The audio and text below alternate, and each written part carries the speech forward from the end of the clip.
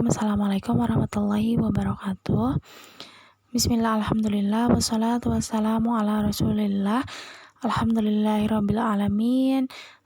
Terima kasih kepada semua siswa-siswi kelas 10 APHP yang sudah bergabung, yang sudah menyaksikan, yang sudah menonton video ini. Walaupun dalam hal ini Ibu hanya menyampaikan lewat suara, tapi semoga tidak mengurangi keseriusan kalian, tidak mengurangi makna kita untuk belajar. Baik, sebelum kita memulai pembelajaran lebih lanjut, Ibu memperkenalkan diri terlebih dahulu ya, agar kalian juga agar kita semua bisa saling mengenal. Perkenalkan, nama Ibu Yuni, nama Ibu Yuni Suryani SPD. Kalian boleh memanggil Ibu dengan sebutan Ibu Yuni. Kemudian dalam slide Ibu tampilkan nomor WhatsApp bagi kalian yang ingin menghubungi Ibu, baik itu terkait pembelajaran atau hal lainnya, silahkan di WA saja, WhatsApp only ya. Nah, kemudian di sini Ibu diamanahi memegang atau mengampu 2 mata pelajaran untuk produktif agribisnis pengolahan hasil pertanian. Jadi di kelas 10 ini kalian akan belajar 3 mata pelajaran produktif APHP. Jangan sampai ada yang belum tahu ya. APHP itu singkatan dari apa? Agribisnis pengolahan hasil pertanian. Jadi kalian akan mempelajari 3 mata pelajaran, yakni dasar penanganan bahan hasil pertanian, kemudian dasar proses pengolahan hasil pertanian, dan dasar pengendalian mutu hasil pertanian. Nah, alhamdulillah di sini Ibu diamanahi untuk memegang atau mengampu 2 mata pelajaran, yakni penanganan bahan hasil pertanian dan pengendalian mutu hasil pertanian. Dan sebagai pemberitahuan bahwa dalam pembelajaran daring ini kita menggunakan metode pembelajaran project work. Project work itu apa? Jadi project work itu adalah pembelajaran di mana kita bekerja sama secara tim. Guru akan bekerja sama secara tim. Semisal kita akan memproduksi sesuatu, merencanakan suatu project, dan di sana terintegrasi seluruh mata pelajaran. Jadi nanti Ibu tidak sendirian, Ibu bersama dengan guru-guru mata pelajaran lain akan mengampu satu project yang nantinya akan kalian selesaikan bersama. Seperti itu. Nah, kemudian tadi kembali lagi ke mata pelajaran produktif ini, ada 3 mata pelajaran. Ibu kebagian 2 mata pelajaran, yakni penanganan bahan hasil pertanian atau kita singkat sebagai DPBHP, dan dasar pengendalian mutu hasil pertanian atau kami biasa menyebutnya dengan pelajaran mutu. Nah, seperti itu.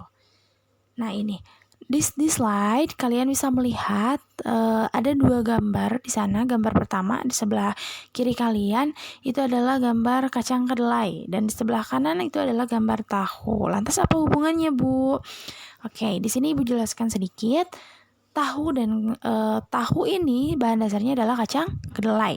Nah, jadi dari kacang kedelai menjadi tahu ini seperti apa sih prosesnya? Kalian akan pelajari di dasar proses pengolahan hasil pertanian yang diampu oleh Pak Angga. Nah, kemudian di dasar penanganan terus kita belajar apa? Dan di dasar mutu juga kita belajar apa nih, Bu? Di dasar penanganan, kalian belajar bagaimana cara menangani bahan baku yang akan dijadikan produk. Dalam hal ini, dalam gambar, kalian bisa melihat bagaimana sih caranya menangani kedelai untuk dijadikan sebagai tahu. Kedelainya itu harus yang seperti apa, kemudian mutunya itu harus seperti apa, penanganan bahannya itu harus seperti apa. Nah, itu kita akan dibahas di dasar penanganan bahan hasil pertanian. Itu ya, jadi sortasi gradingnya seperti apa, pengemasan hasil panennya seperti apa, kalian akan pelajari di sana. Nah, kemudian di mutu kita belajar apa dong, Bu? Di pelajaran mutu kalian akan belajar tentang mutu atau kualitas bahan hasil pertanian dan produk yang dihasilkan. Jadi, semisal begini, kedelai, apakah semua kedelai bisa dijadikan tahu? Tergantung dari kualitasnya. Ya, kemudian nanti setelah jadi tahu pun kualitasnya akan berbeda-beda. Ya, semisal kalian kalau misalnya membeli tomat misalnya di pasar, itu akan berbeda-beda kualitasnya. Ya, kualitas itu bisa dilihat dari warna, kemudian dari tekstur tomat itu sendiri, seperti itu. Ya, jadi di penanganan kalian mempelajari tentang bagaimana sih caranya menangani bahan hasil pertanian. Di mutu kalian belajar mengenai kualitas dari produk hasil pertanian, juga produk yang dihasilkannya. Seperti itu. Kita lanjut. Nah, di slide Ibu tampilkan materi yang akan kalian pelajari selama semester 1 dan semester 2. Di semester 1, kalian belajar tentang, ada 4 bab yang akan kita pelajari bersama, ya, yaitu yang pertama mengenai pengelompokan komoditas hasil pertanian yang akan kita bahas juga hari ini sedikit demi sedikit. Materi yang kedua adalah sifat bahan hasil pertanian.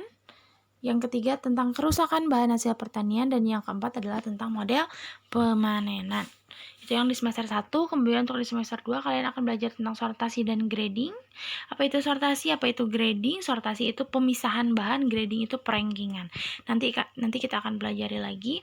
Kemudian materi yang keduanya adalah pengemasan hasil panen, dan yang ketiganya adalah penyimpanan hasil panen, dan yang terakhir adalah evaluasi penyimpanan hasil panen. Itu materi yang akan kita pelajari di semester 1 dan semester 2. Oke, untuk hari ini kalian boleh siapkan catatan kalian, kesiapan kalian. Tadi sekilas mengenai pembelajaran yang akan kalian pelajari di semester 1. Kita mulai pembelajaran hari ini. Walaupun secara daring, kita biasakan pembelajaran seperti tatap muka atau secara pertemuan langsung. Jadi di awal pertemuan kita biasakan seperti yang kalian selalu lakukan ketika SMP, SD, ketika kalian belajar di SD dan SMP. Ya, kita awali dengan membaca doa bersama-sama.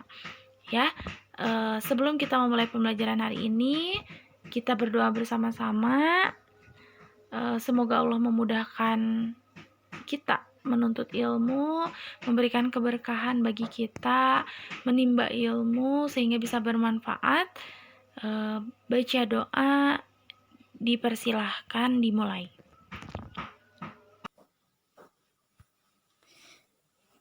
Berdoa selesai. Alhamdulillahirrahmanirrahim. Sudah kita laksanakan bersama berdoa di rumahnya masing-masing ya. Kalian tetap stay, jangan dulu kemana-mana. Kita lanjutkan pembelajaran hari ini. Ibu akan sedikit membahas materi mengenai bab pertama yang akan menjadi dasar kalian, yang harus kalian pelajari terlebih dahulu sebelum kalian melakukan sebuah proses produksi. Oke, sebagai gambaran, APHP ini, Bu, sebetulnya APHP ini kita ngapain sih di APHP? Sebelumnya juga mungkin kalian akan banyak searching, tanya-tanya ke kakak kelas, APHP itu seperti apa. Jadi memang di APHP ini kalian akan memproduksi banyak produk, ya. Produk-produk hasil pertanian akan kalian olah menjadi suatu produk, ya. Produknya ada produk hewani, produk nabati, dan lain sebagainya. Oke, kita lanjutkan. Nah, kita masuk ke materi yang pertama. Materi yang pertama ini adalah tentang pengelompokan komoditas hasil pertanian. Jadi di sini kalian akan mengetahui komoditas hasil pertanian itu dikelompokkan apa-apa aja sih sebetulnya. Tapi sebetulnya Ibu yakin kalian sering melihat hasil-hasil pertanian di kebun mungkin ya. Ada yang berkebun, kemudian ada yang di pasar dan di rumah kalian pun kalian akan sering menemukannya. Jadi memang ini sangat dekat banget dengan kehidupan sehari-hari. Mudah sekali akan sangat kalian pelajari. Yang terpenting kalian fokus dan serius untuk mengikuti pembelajaran hari ini. Baik, nah di slide Ibu menampilkan 2 gambar. Bisa kalian lihat di gambar sebelah kiri dan gambar sebelah kanan. Apa sih itu? Nah, di gambar sebelah kiri itu adalah bayam merah. Kalian mungkin juga akan sering menemukan. Dan di sebelah kanan adalah daging, ya. Bu, apa sih persamaannya? Dua-duanya sama-sama makanan, betul. Dua-duanya sama-sama bahan pangan, betul. Ya, terus perbedaannya apa, Bu? Perbedaannya yang satu sumbernya dari tanaman, yang satu sumbernya dari hewan. Nah, itu ya. Jadi begitu banyaknya Allah karuniakan keanekaragaman sumber daya alam yang bisa kita olah, Masya Allah ya. Jadi salah satu ikhtiar kita memanfaatkannya dengan baik, memanfaatkan hasil-hasil olahan, memanfaatkan hasil-hasil sumber daya alam yang Allah ciptakan ya. Salah satunya adalah dengan cara mengolahnya menjadi produk produk yang berkualitas tentunya ya, yang juga aman. Nanti juga ada perihal keamanan pangan yang akan kalian pelajari di kelas 11. Baik, kita lanjutkan. Nah, jenis-jenis komoditas hasil pertanian ini dibedakan menjadi 3 macam. Yang pertama, dibedakan berdasarkan sumber komoditas, kemudian yang kedua berdasarkan karakteristik agronomis, fisiologis, dan gizi, dan yang ketiga dibedakan atau dikelompokkan berdasarkan perkembangan tren. Oke, kita masuk yang pertama, hasil pertanian atau pengelompokan hasil komoditas pertanian berdasarkan sumber komoditas dibedakan menjadi 2 macam, yaitu hewani dan nabati. Dalam katanya saja sudah kelihatan. Hewani artinya dia berasal dari hewan, dan nabati itu berasal dari tumbuhan ya. Salah satu yang berasal dari hewan Ibu perlihatkan contohnya di sana, yaitu telur, dan yang dari tumbuhan salah satunya adalah wortel ya. Jadi berdasarkan sumber komoditas itu dibagi menjadi 2, yakni hewani dan nabati. Semoga kalian bisa membedakan. Ibu yakin semua kalian bisa membedakan. Nah, kemudian berdasarkan karakteristik agronomis itu dibedakan menjadi berapa? Ada 7 macam ya. Ibu tampilkan di slide pertama ini ada 4 macam komoditas hasil pertanian berdasarkan karakteristik agronomis. Karakteristik agronomis itu apa sih, Bu? Nah, jadi komoditas hasil pertanian ini dibedakan berdasarkan nomenklatur biologi atau family-nya. Keluarga bahan pangan itu maksudnya ke keluarga mana sih? Apakah ke keluarga buah-buahan atau ke family sayur-sayuran, misal seperti itu ya. Jadi untuk pengelompokan berdasarkan karakteristik agronomis ini, yang pertama ada sayur-sayuran. Jenis sayur-sayuran akan kalian sangat banyak temukan jenis sayuran di dunia ini ya, dan mungkin banyak juga yang sudah pernah kalian makan. Jadi ini akan sangat mudah kalian temukan ya. Yang kedua, kemudian ada buah-buahan, sama buah-buahan juga begitu banyak ragamnya. Yang ketiga adalah umbi-umbian, dan yang keempat adalah serealia. Serealia itu apa sih, Bu? Serealia itu adalah biji-bijian di mana kandungan karbohidratnya itu tinggi. Contohnya apa? Beras, kemudian jagung, dan juga gandum ya. Kita lanjutkan. Nah, kemudian pengelompokan komoditas hasil pertanian yang selanjutnya berdasarkan karakteristik agronomis apa, Bu? Nah, yang selanjutnya yang kelima yaitu adalah kacang-kacangan. Kacang-kacangan, Bu, apa bedanya dengan serealia? Nah, kalau serealia kandungan tertingginya adalah karbohidrat, dia super mengenyangkan. Kalau kacang-kacangan dia kandungan tertingginya adalah protein. Contohnya apa? Kedelai, kemudian kacang hijau ya, kacang-kacangan yang memang tinggi kadar proteinnya. Kemudian yang kelima yaitu adalah hasil ikan. Hasil ikan ini ada 2 macam, ada ikan tawar dan juga ikan air laut. Oke. Untuk yang terakhir yaitu adalah hasil ternak. Hasil ternak ini banyak sekali, juga mungkin kalian akan sering menemukan. Salah satu contohnya adalah daging, kemudian susu, dan juga telur. Baik, kita lanjutkan. Nah, ini di slide Ibu tampilkan berbagai jenis sayur-sayuran ya. Di sana ada brokoli, kemudian ada tomat, ada wortel juga ya. Jadi memang dan sangat banyak, tidak Ibu tampilkan semuanya. Di sini hanya sebagian saja ya, itu jenis-jenis sayur-sayuran. Kemudian selanjutnya, oh iya, ini ada selada, bayam merah, tomat, wortel, kol, dan brokoli. Kemudian untuk selanjutnya di sini ada jenis buah-buahan ya. Sebagian juga yang ditampilkan, ada jeruk, kemudian ada apel, ada pisang, ada mangga, dan ada semangka. Ya, sebetulnya sangat banyak. Nah, ini. Kemudian ada jenis umbi-umbian, bisa kalian lihat di gambar. Baik, untuk slide selanjutnya, di slide Ibu tampilkan beberapa macam umbi-umbian ya. Jadi kalian juga mungkin sering menemukan di sana.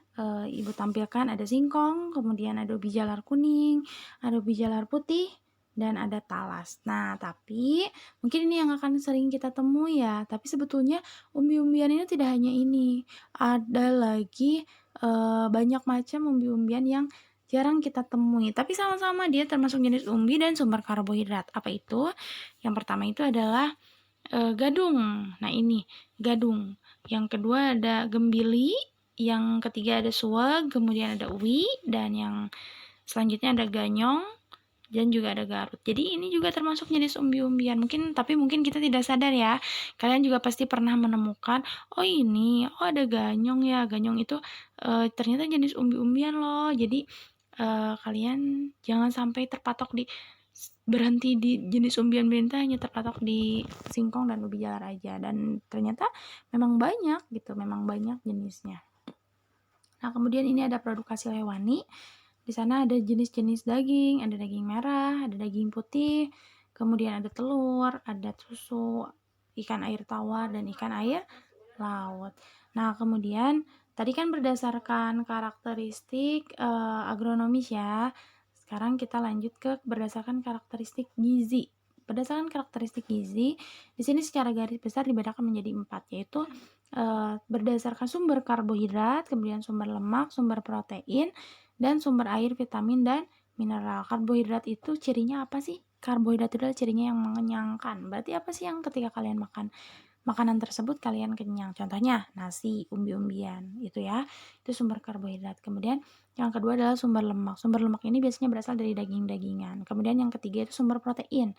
Sumber protein bisa kita dapatkan dari telur. Kemudian tadi yang biji-bijian yang banyak banget proteinnya itu adalah kacang kedelai, kacang merah, kacang tanah gitu ya, itu sumber protein. Kemudian sumber air apa? Sumber air itu yang biasanya dia teksturnya lunak karena dia banyak air. Contohnya sayur dan buah, dan biasanya itu cepat rusaknya ya, sumber air, vitamin, dan mineral. Baik, kita lanjutkan. Nah, tadi berdasarkan agronomi sudah kita bahas, kemudian berdasarkan gizi sudah kita bahas, dan kita lanjutkan berdasarkan karakter fisiologis. Nah, berdasarkan karakter fisiologis atau karakter fisiknya itu dibedakan menjadi 3 macam, yaitu non-perishable, semi-perishable, dan perishable. Jadi, non-perishable itu apa? Non-perishable itu adalah yang tahan lama, dia tidak mudah rusak. Kemudian yang semi perishable itu agak cepat rusak. Jadi dia tuh pertengahan lah ya, semi perishable ini. Kemudian yang ketiga adalah perishable, itu artinya cepat rusak. Jadi yang tahan lama apa contohnya? Yang ya udah kita lihat aja, yang dia ketika disimpan dia tahan tuh, nggak busuk-busuk. Contohnya adalah beras dan kacang. Kemudian dan biasanya sudah dilakukan proses pengawetan. Salah satunya adalah apa? Dengan pengeringan. Nah, itu adalah salah satu bahan pangan ketika dia sudah dikeringkan dia akan menjadi non perishable, artinya dia akan tahan lama. Kemudian yang kedua semi perishable, contohnya apa yang agak tahan lama? Kentang, ubi jalar, dan kelapa. Kemudian yang ketiga yang perishable itu yang cepat rusak, dia kandungan airnya tinggi, biasanya teksturnya lunak, contohnya adalah buah dan sayur. Baik, kita lanjutkan ke slide berikutnya. Di sini Ibu tampilkan ciri-ciri buah dan sayur kelompok perishable. Apa itu perishable? Tadi sudah dibahas. Perishable itu adalah yang mudah mengalami kerusakan. Ya, jadi salah satu cirinya yang pertama adalah kandungan nutrisinya tinggi. Artinya semakin tinggi nutrisinya dia akan semakin cepat rusak. Kemudian kandungan airnya tinggi, ini yang paling utama ya, karena air ini adalah sumber pertumbuhan dari mikroorganisme. Jadi mikroorganisme perusak ini dia senang dengan air. Ketika semakin tinggi air, kandungan airnya, dia akan semakin cepat rusak. Kemudian yang ketiga itu voluminous, yang keempat itu tekstur lunak, mudah mengalami kerusakan, yang kelima itu kesusutan bobotnya tinggi, dan yang keenam itu iklim tropika relatif panas, sehingga ketika iklimnya panas, respirasi dan proses enzimatik pasca panennya itu akan tinggi, sehingga mempercepat kematangan buah. Nah, kemudian selanjutnya itu ada tren perkembangan pengelompokan komoditas hasil pertanian. Jadi semakin kesini, semakin perkembangan zaman itu semakin berkembang juga rekayasa genetika yang dilakukan pada bahan pangan ya. Salah satunya adalah pangan fungsional, pangan prebiotik, pangan probiotik, kemudian rekayasa genetika tadi, pangan organik, dan sayuran transgenik. Jadi ada yang dirubah dari buah dasarnya seperti itu, tapi kita inginkan suatu perubahan atau rekayasa genetika. Nah, ini adalah salah satu contoh rekayasa genetika dari yang sebelah kiri itu adalah gambar beras ya. ada yang warna kuning itu adalah golden rice. Jadi di sana direkayasa ditambahkan beta karoten dari wortel sehingga warnanya golden gitu seperti kemas-emasan. Kemudian di sebelah kanan itu ada semangka tanpa biji. Itu pun termasuk dalam rekayasa genetika karena memang fitrahnya semangka itu berbiji ya. Jadi direkayasa kemudian akhirnya dihasilkan semangka tanpa biji. Nah, kemudian klasifikasi komoditas hasil pertanian ini dibedakan menjadi 3. Yang pertama itu adalah komoditas tanaman pangan, kemudian komoditas tanaman hortikultura, dan yang ketiga komoditas tanaman perkebunan. Komoditas tanaman pangan ini adalah sumber karbohidrat yang dapat dikonsumsi masyarakat, yang biasa kita konsumsi sehari-hari. Contohnya padi, jagung, dan ubi. Kemudian tanaman hortikultura, contohnya apa? Tanaman semusim yang pertumbuhannya tuh cepat dan pendek, jadi dia bisa panen terus-menerus dalam 1 tahun itu. Contohnya sayuran, buah, bunga, tanaman herbal seperti lengkuas, jahe, kunyit, seperti itu ya. Nah, kemudian yang ketiga itu adalah komoditas tanaman perkebunan, di mana mempunyai masa pertumbuhan yang lama, dia tanaman tahunan. Jadi setahun sekali dia baru panen. Contohnya adalah kelapa, kopi, karet, coklat, yang seperti itu ya. Itu adalah tanaman perkebunan. Nah, ini adalah hasil perkebunan. Ada teh, coklat, kemudian ada kopi. Ya, ini contoh-contoh tanaman hasil perkebunan. Kemudian, nah ini pengelompokan komoditas hasil pertanian berdasarkan bagian dari tanaman. Ada akar, kemudian ada umbi, ada batang, daun, buah, bunga, biji, dan sebagainya. Jadi, qadarullah ya, Allah ciptakan betul-betul zero waste. Dia ciptakan bagian tanaman akarnya yang ada yang bisa dikonsumsi, kemudian ada umbinya yang bisa dikonsumsi, ada batangnya yang bisa dikonsumsi ya. Jadi memang beraneka ragam sekali hasil pangan yang Allah ciptakan di Indonesia ini ya. Kemudian nah ini pengelompokan sayuran berdasarkan bagian dari tanaman. Sayuran pun banyak macamnya, tidak hanya sayuran satu macam ya. Jadi ada contohnya sayuran daun, contohnya kangkung, bayam, sawi hijau. Kemudian ada sayuran buah, tomat, cabai, polong-polongan, biji-bijian. Jadi memang banyak sekali jenis sayuran berdasarkan bagian-bagian dari tanamannya. Sayuran bunga, ada sayuran bunga. Salah satunya adalah bunga kol, kemudian bunga turi, honje atau brokoli. Ya itu ya. Jadi banyak sekali jenis-jenis sayuran berdasarkan bagian dari tanaman. Nah, kemudian yang ini pengelompokan berdasarkan iklim tempat tumbuh dibedakan menjadi 2, yaitu iklim tropis dan iklim subtropis. Tropis itu kondisi kita saat ini, yaitu berada di sekitar 25 derajat Celcius. Sedangkan di subtropis suhunya sedang, dia maksimum 22 derajat. Dia lebih dingin, lebih rendah. Ya, jadi pun ketika tanaman ditanam di tempat tersebut itu berbeda-beda ya. Ada ya tanaman yang bisa tumbuh di iklim tropis, kemudian ada juga tanaman yang bisa tumbuh di iklim subtropis. Itu ya, yang contohnya yang bisa hidup di atau tumbuh di iklim tropis yaitu pepaya, pete, jengkol, yang seperti itu ya. Sedangkan yang subtropis itu yang bisa tumbuhnya di tempat-tempat yang dingin. Contohnya wortel, kubis, sayuran sih kebanyakan ya. Kentang, seledri, jamur itu harus lembab, harus dingin. Seperti itu ya. Ini contoh-contohnya tropis dan subtropis. Jadi pengelompokan komoditas bahan hasil pertanian ini sangat banyak sekali. Tadi sudah Ibu jabarkan, nanti juga slide PowerPoint-nya akan Ibu share ya. Kalau kalian ada berupa pertanyaan, ada yang ingin didiskusikan, ada yang ingin ditanyakan, silakan langsung WhatsApp Ibu saja. Nomor WA Ibu yang sudah tadi Ibu tampilkan. Ya, kalau kalian ada kesulitan, nanti silakan kalian diskusikan, silakan kalian tanyakan. Oke, sebagai dokter hadir hari ini, kalian sudah bergabung, sudah mendengarkan apa yang Ibu sampaikan hari ini, sudah melihat apa yang Ibu tampilkan juga. Ibu inginkan kalian silakan absensi di kolom komentar dengan menyebutkan nama dan kelas kalian.